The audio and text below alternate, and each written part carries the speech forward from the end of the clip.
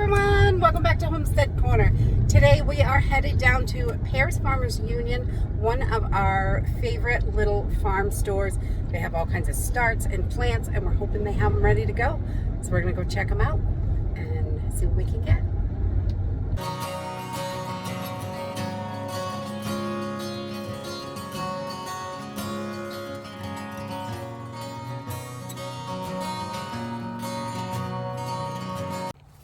I always love to go down to Paris Farmers Union because they have really high quality plants. They're not always the cheapest plants, but they're definitely high quality. And I've never had any die. They're really nice. And today they've got a lot of trees, a lot of flowering stuff, but we're specifically looking for food-bearing trees and bushes. So we just got back from Paris Farmers Union, and we were able to find a couple of trees to add to our small orchard that we started a while ago.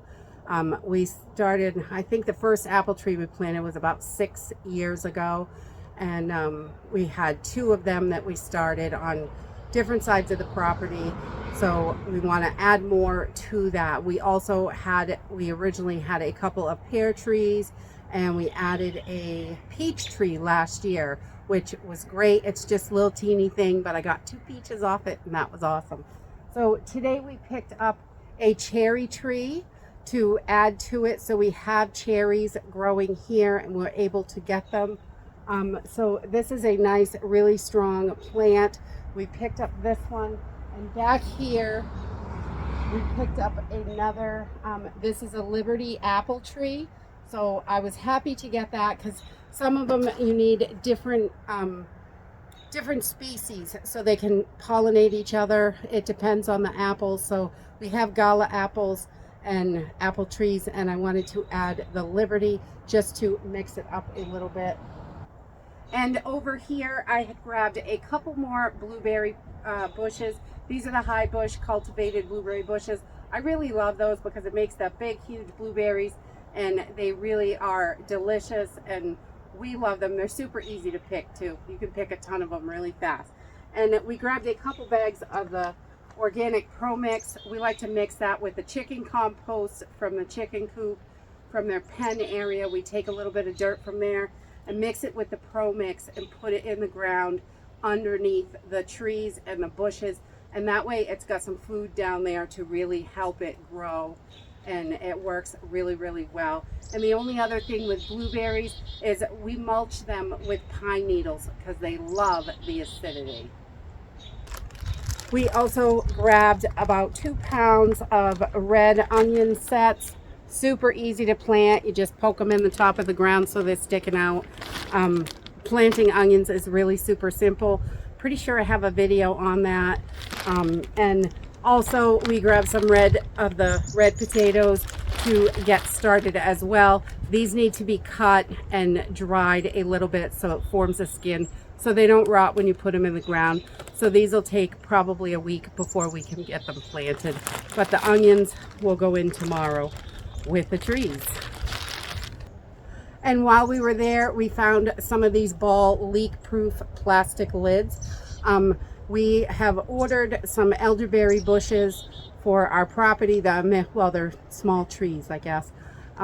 Elderberry trees. Our elderberry got killed over the winter. It totally was taken down, unfortunately. So we're going to put a bunch more in around the chicken coop so they can enjoy some of it and we can enjoy some of it.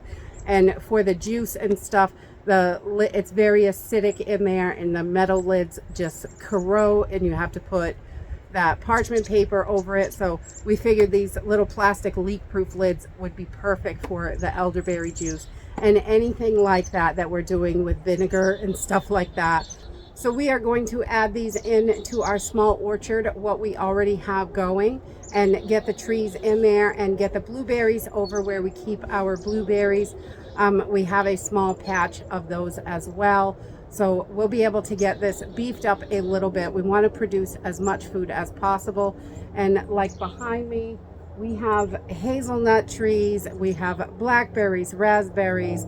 We have tons of berries on the property already. So those are things that we already have and they're totally well established.